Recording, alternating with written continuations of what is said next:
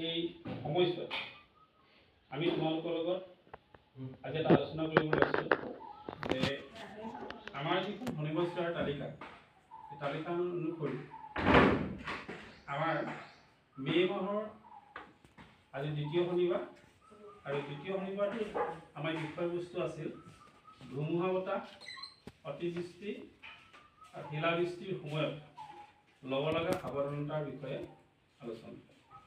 আমি থুলমূলকৈ আলোচনা কৰিম। বিষয়কেইটা জটিল, বহুত দীঘলীয়া, গতিকে আমি ইমান দীঘলীয়াকৈ নকৰোঁ। আমি মাত্ৰ থুলমূলকৈ কেইটামান কথা আমি জানিব লাগিব। এই বিষয়কেইটা হৈছে ধুমুহা বতাহ, অতিবৃষ্টি, শিলাবৃষ্টিৰ সময়ত ল'ব লগা সাৱধানতাৰ বিষয়ে আলোচনা। আমি যদি প্ৰথমতে চাওঁ ধুমুহা বতাহ, হয় নহয়? আমি সকলোৱে জানো যে সাধাৰণতে ধুমুহা বতাহ কেতিয়া হয়, কোন কালত হয়? বাৰিষা কালত। গুড। আৰু অতিবৃষ্টি, অতিবৃষ্টি শব্দটো অৰ্থ অনুবাদ কৰিব পাৰিবা নেকি? অতিবৃষ্টি মানে বৰষুণ, বৰষুণৰ পৰিমাণ খুব অধিক। আৰু শিলাবৃষ্টি, শিলাবৃষ্টি মানে কি? শিল বৰষুণ। এই তিনিটা যেতিয়া প্ৰাকৃতিক দুৰ্যোগ হয় তেতিয়া আমি সেই সময়ত আমি কি কৰিম? আমি কেনেকৈ এই প্ৰাকৃতিক দুৰ্যোগকেইটাৰ পৰা আমি কেনেকৈ নিজকে ৰক্ষা কৰিম? আমাৰ কথা হ'ল, যদি ধুমুহা বতাহ আমি চাওঁ, প্ৰথম দফাটো আমি ধুমুহা বিষয়ে তোমালোকে কওঁ। যদি হঠাৎ ধুমুহা বতাহ আহি যায়, আমি ধৰা বাহিৰত আছিলোঁ, আমি ধৰক কিবা এটা কাম কৰি আছিলোঁ, বাহিৰত ঘৰৰ বাহিৰত আছিলোঁ, এনেকুৱা হঠাৎ এনেকুৱা এটা বতাহ আহিলে গছ গছনি ভাঙি ঘৰ দুৱাৰ ভাঙি তহিলে উৰি গৈছে। আমি তেতিয়া কি কৰিম? তেতিয়া আমি খুব দৌৰাদৌৰিকৈ নহয়, আমি ঘৰলৈ যাব লাগিব। ঘৰৰ ভিতৰত দৰজা খিৰিকী মাৰি সম্পূৰ্ণ যাতে আমাৰ ঘৰৰ ভিতৰত বতাহ সোমাব নোৱাৰে, তাৰ কাৰণে আমি খুব লাহে ধীৰে গৈ খৰধৰকৈ নোৱাৰিব দেই। খৰধৰকৈ গ'লে আমি তোমাৰ হয়তো উজুলি খাই যাম, হয় নহয়? বা খুন্দাই খাম, তাৰ ফলত আমাৰ দেহৰ অংগ হয়তো আমি আঘাত পাব পাৰোঁ। গতিকে আমি অকণমান দৌৰাদৌৰি হ'ব লাগিব, খৰধৰকৈ যাব লাগিব। হ'লেও সেইবিলাক একেবাৰে উঠাটো খাই আমি ঘৰৰ ভিতৰত গৈ ক'ত থাকিম? ধুমুহা বতাহ আহিলে আমি ঘৰৰ ক'ত থাকিম? আমি বিচনা তলত সোমাম, নতুবা আমাৰ ঘৰত টেবুল থাকে নহয়, নাথাকে জানো? তেতিয়া আমি টেবুলৰ তলত আশ্ৰয় লওঁ। যদি কেনেবাকৈ ধুমুহা বতাহ আমাৰ ঘৰৰ ছালৰ টিনপাত যদি উৰুৱাই লৈ যায়, তেতিয়া বৰষুণ হ'ব পাৰে, হয় নহয়? বা গছৰ ডাল আমাৰ ঘৰৰ মুধত পৰিব পাৰে, হয়তো ঘৰটো ভাগি যোৱাৰ সম্ভাৱনা থাকিব পাৰে। তাৰ কাৰণে আমি নিজকে বচাবৰ কাৰণে আমি এখন মজবুত বিচনাত, যাতে আমাৰ ঘৰত সকলো বিচনা আছে নহয়, বিচনাত আমি সোমাই দিম। নতুবা আমাৰ যদি এনেকুৱা টেবুল থাকে, তেতিয়া আমি টেবুলৰ তলত সোমাই যাম।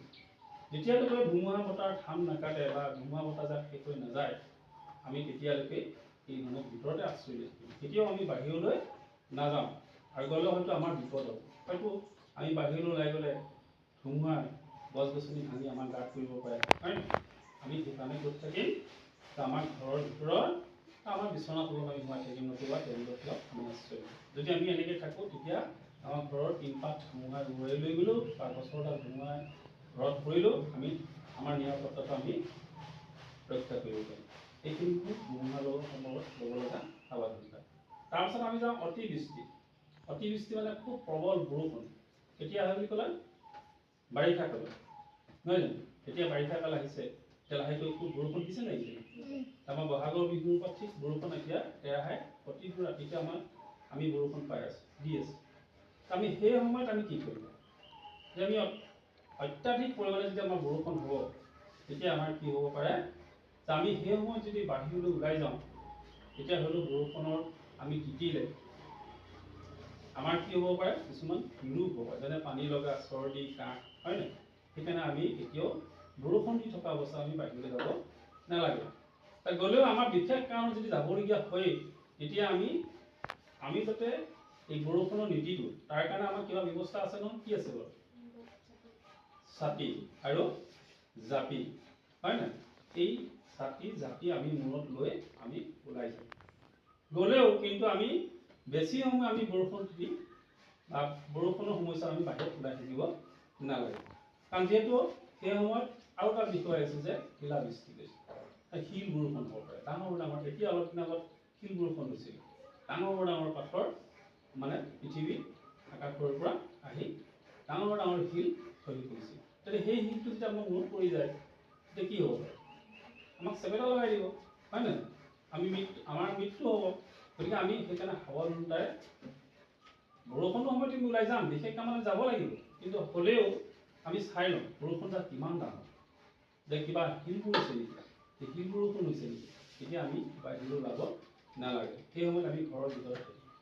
কিয় হঠাৎ ধৰি লওক আমি ক'ৰবালৈ গৈ আছিলোঁ, ধৰি লওক হঠাৎ বৰষুণজাক আহি গ'ল, ইমান ডাঙৰকৈ বৰষুণজাক আহি গ'ল যে আমি আৰু বচাৰ সম্ভাৱনা নাই, তাৰমানে আমি নিজকে তিতিবই লাগিব, হয় নহয়? বা সেই সময়ত আশ্ৰয় ল'ব পৰা কোনো ব্যৱস্থা নাই, বা স্কুল ঘৰ ক'ৰবাত নতুবা ডাঙৰ গছ বা ক'ৰবাত কিছুমান ধৰি লওক আমাৰ জিৰণি চোলা বুলি কওঁ সেইবিলাক ধৰি লওক আমাৰ নাই, তেতিয়া আমি কি কৰিম? এতিয়া আমি খৰধৰকৈ তেনেকুৱা এটা আশ্ৰয় বিচাৰিব লাগিব। হয়তো ৰাস্তাৰ কাষত জিৰণি চোলাবিলাক থাকে নহয়, আমি সেই জিৰণি চোলা টকালিকে গৈ আমি তাত মানে সোমাব লাগিব, নিজকে বৰষুণৰ পৰা আমি বচাব লাগিব। বচাম, কিন্তু যদি সেই সময়ত আকৌ শিলাবৃষ্টি কৰিছে, এই যে বৰষুণ দিলে গাজনি মাৰে, বিজুলী ঢেৰেকনি দেখিবলৈ পোৱা যায়, হয় নহয়? যে সেইটোৰ পৰা আমি ৰক্ষা পাব আমি কি কৰিম? যে আমি সেই সমস্যাত এনেকুৱাকৈ আমি থাকিব লাগিব, যদি কেনে আমি দেখিছোঁ বিজুলী মাৰিছে, প্ৰথমতে কি হয় বৰষুণৰ সময়ত প্ৰথমতে কোনটো দেখা যায়? গাজনি দেখা যায়, বিজুলী শক্তিটো আগতে দেখা যায়। বিজুলী শক্তিটো ধুনীয়া কথা কৈছে, ৰুণজনে বৰ ধুনীয়া কথা কৈছে। অকণমানি ছোৱালী তাই, হয় নহয়? কোন শ্ৰেণী তাই হয়? ক শ্ৰেণী। তাই কৈ দিলে যে বৰষুণৰ আগ যোৱাৰ সময়ত প্ৰথমতে আমি বিজুলী শক্তিৰ যিটো পোহৰটো আমি দেখোঁ। পোহৰ দেখাৰ লগে লগে আমি জানিলোঁ যে কাম কৰিব দিয়া, হয় নহয়? তাৰপিছতে শব্দ সৃষ্টি হয়। গতিকে আমি তেতিয়াই সাৱধান হ'ব লাগে, যাতে সেই শব্দৰ পৰা আমি বাচিবৰ কাৰণে কি কৰিব লাগিব? যে কাৰোবাৰ ঘৰৰ ভিতৰত নতুবা ৰাস্তাৰ কাষত যদি জিৰণি চৰা আছে তাত আশ্ৰয় ল'ব লাগিব। কিন্তু বিজুলী আৰু যদি ঢেৰেকনি দি থাকে সেই সময়ত আমি কেতিয়াও বাহিৰলৈ ওলাব নালাগে। তাৰ কাৰণে আমি কাৰোবাৰ ঘৰত আশ্ৰয় লাগিব, নতুবা আমি ৰাস্তাৰে গৈ থাকোঁতে যদি জিৰণি চোৱা দেখোঁ তথাপিতো আমি তাত সোমাব লাগিব। যেতিয়া এই ব্যৱস্থাটো নাইকিয়া হৈ যাব, বিজুলী ঢেৰেকনি বা বৰষুণৰ পৰিমাণ কমিব, সেই সময়ত আমি নিজৰ গন্তব্যস্থানলৈ আমি যাব লাগিব। এইখিনি হ'ল আজি আলোচনা ল'ব লগা। বাইদেউ কিবা এটা কম কৈছে? ঢেৰেকনি, গাজনি, এই গাজনি বস্তুটো ক'ৰ পৰা হয়? ক'ৰ পৰা হয়? ডাৱৰে খাই হয়। ডাৱৰটোনো কি বাৰু? পানী। তোমালোকে জানা সেইটো কথা? এই কথাটো বুজি পালে তোমালোকক বুজিবলৈও সহজ হ'ব। ধৰা গাজনি ক'ৰ পৰা হয় বা শিলাবৃষ্টি ক'ৰ পৰা হয়? শিলাবৃষ্টি বুলি ক'লে গম পাইছা নহয়? শিল বৰষুণ কি হ'ল? পানী। শিলবিলাক হ'ল পানী, ডাৱৰে ঠেকা খাই পানীলৈ, পাছত কি হয়? শিল বৰষুণৰ পাছত সেই পানীখিনি মানে কি হয়? যেতিয়া ডাৱৰে ঠেকা খাব নহয়, সেই পানীখিনি তললৈ শিলাবৃষ্টি ৰূপে পৰেহি, হয় নহয়? নাই, এই খাল বিল সাগৰ মহাসাগৰবিলাকত কি হয়? যেতিয়া সূৰ্যৰ প্ৰখৰ ৰ'দ তাৰ ফলত এই পৃথিৱীৰ পৰিভাগত থকা খাল বিল সাগৰ মহাসাগৰৰ পানীবিলাক ভাগ হয়, গৰম হয়। গৰম হোৱাৰ পাছত কি হয়? এটা আমি এই পানীবিলাক জলীয় অৱস্থালৈ ৰূপান্তৰিত হয়। অৰ্থাৎ আমি যদি চাওঁ তেতিয়া দেখিম যে পানীৰ লগত কিবা ধোঁৱা আকৃতিত পৃথিৱীৰ ভূমণ্ডললৈ উৰি যোৱা দেখিম। সেইখিনি উৰি গৈ পৃথিৱীৰ উপৰিভাগৰ যি আমি ভূমণ্ডল বুলি কৈছোঁ, এই মণ্ডলত অৰ্থাৎ আকাশৰ ফালে পানীখিনি এই পানীৰ ভাৱবিলাক আকাশলৈ উৰি যায়, উৰি গৈ তাত গৈ থূপ হয়, তাৰমানে জমা হয়। জমা হোৱাৰ পাছত আমি জানো তেতিয়া আমি ক'ম যে সেইখিনি হ'ল ডাৱৰ। ডাৱৰ আচলতে কি? পানীৰ জলীয় বাষ্প। পানীৰ জলীয় বাষ্পটো কেনেকৈ সৃষ্টি হ'ল? সূৰ্যৰ প্ৰখৰ ৰ'দত তাপৰ ফলত সাগৰ মহাসাগৰবিলাকৰ পানী ভাৱটো বা আকাশ বুলি কৈছোঁ, সেই ডাৱৰবিলাক ইফালৰ পৰা সিফালে অহা যোৱা কৰি থাকে। ধৰি লওক ইয়াতে আমি আচমকা দেখিলোঁ এটা বৃহৎ অঞ্চল, ক'লা আকৃতি, ধোঁৱা আকৃতি, আমি এটা বৃহৎ আকৃতি এখিনি ডাৱৰ দেখিলোঁ। ঠিক অলপ আঁতৰত আমি এইখিনি ডাৱৰ দেখিছোঁ, সেইটো বৃহৎ আকৃতি। দুইখিনি ডাৱৰ যেতিয়া আহি থাকিব একেদিশে, যুঁজ খাব, সংঘৰ্ষ হ'ব, ঘৰ্ষণ হ'ব।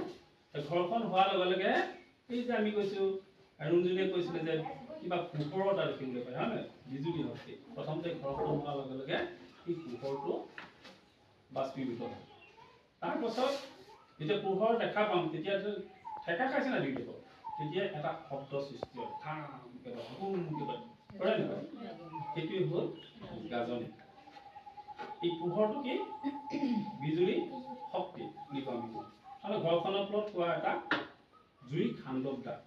তাৰপাছতে যেতিয়া শব্দটো পাছতে উঠে কৰে নহয় সেইবিলাক হ'ল এই যিটো আমি কওঁ সাধাৰণতে এইবিলাক কোনটো সময়ত হয় বাৰিষা কালত বুজিলে বাৰিষা কালত হয়। কিন্তু খৰালি কালত হয় কেতিয়াবা হয় একেবাৰে নোহোৱাও নহয় কিন্তু কম পৰিমাণে হয়। কিন্তু বাৰিষা কালত বেছি হয়। তাৰমানে বাৰিষা কালত কেলে বেছি হয় যে পৃথিৱীৰ উপৰিভাগৰ নদ নদীবিলাক পানীৰে উপচি থাকে সেইকাৰণে সঘনাই বৰষুণ। খৰালি কি হয় সাগৰ মহাসাগৰতে পানী থাকে বা বিলবিলাক কম পৰিমাণে থাকে পানীৰ সংখ্যাটো খৰালি কমি যায়। সেইকাৰণে কি হয় বৰষুণৰ পানীটো কমি যায়। অৰ্থাৎ পৃথিৱীৰ উপৰিভাগৰ পৰা এই যে নদ নদীত থকা পানীবিলাক প্ৰায় সংখ্যক ঠাইত নাইকিয়া হৈ যায়। সেইকাৰণে ডাৱৰৰ সৃষ্টিটো কম হয়। কম হোৱাৰ কাৰণে কি হৈছে এই অতিবৃষ্টি বা শিলাবৃষ্টিৰ পৰিমাণটো কমি যায়। হ'ব আমি আজি বিশেষ আলোচনা নকৰোঁ বৰ দীঘলীয়া বিষয়কেইটা আৰু তোমালোকৰ সৰু সৰু ল'ৰা ছোৱালীটো সেই বস্তুটো এইকেইটা কথা খালি জানিব পাৰিম দেই। আমি যেতিয়া প্ৰাইমেৰী স্কুলৰ পৰা আমি হাই স্কুল যাম বা এম ই স্কুল যাম তেতিয়া আমি আৰু বিষয়বিলাক অলপ বহলাই শিকিম। হ'ব ঠিক আছে।